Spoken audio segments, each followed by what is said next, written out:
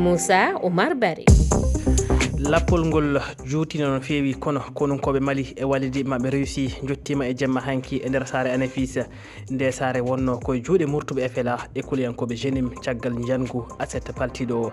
to Mauritanie Gamou Achour Salem e Mariam Cheikh Dieng sarɗiyankoɓe ɗiɗo fawanoɓe duuɓi ɗiɗi kaso keeɓi yafuya hoorejo leydi Mauritanie Mouhamadoul Cheikh El Ghazouani ɓe jaltiya hay kippu goto Afrique naajo tawaka e kedde kedditiɗɗe e ngoɗo folotiro windirankewo hitande ujunnaje ɗiɗi e nogas e joyyi to Amérique Maroc heddino toon fiyama hanki loggi ɗiɗi e ɓolum e gardugol leydi France.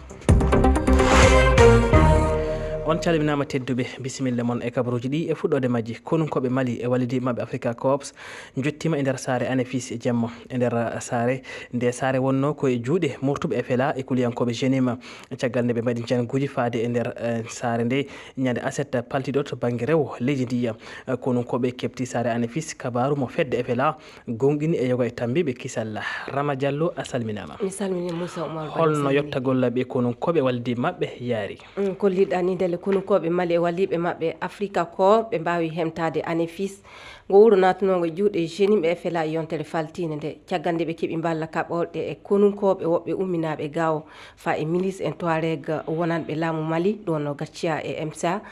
golle ɗe keeɓi laatade Moussa orgal konunkoɓe Mali yettoke Anafis alkamisa waddude e kaake kaɓirɗe tawtude droniji weyoji dow jahol mabɓe tawrama tiɗormaji mawɗe e lawol finede faddede e nokkuje yoga ka wune heɓama hewtugol orgal ngal e nde ɗo saare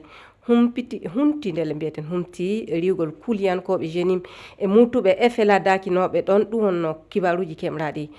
fajoni du ummiɗi e daraniɓe ndenago Mali e joguiɓe kongol FLA. Rama Diallo e nder ɗum haare mawde waɗi hanki hakkude konunkoɓe e kuliyankoɓe jemma hanki ɗon ko ñalli fa wadde jemma nden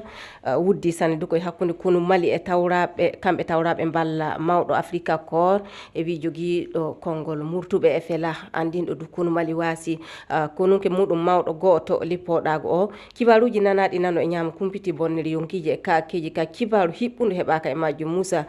kumpitto fajoni du ko ummi banggue FLA hollitidu fonde 95 ley temedere saabiɓe hemtagol saare nde fo koye Africa Corps jeeya ɗon no ɓe russiɓe fay so golle ɗe timmani hemtagol Anafis ko polgu mawɗo wonani laamu Mali saabu nde saare towtude e kilométre ji temeɗe saare Kidal nda laati catal manggal e ɗon no diwal rewgal ko holliti fajoni hertorɓe diwal Sahel ko haɓɓudi e ndenaguji noon jaati Rama Diallo ina wayna konunkoɓe leydi Mali mbaɗi talkoru e ko yowiti e gartugol konunkoɓe e nder wuuro Anafis ma en gartu hen e kabaruji meɗen paaɗi e yamde sappo e jeeɗiɗi silmaji capanɗe tati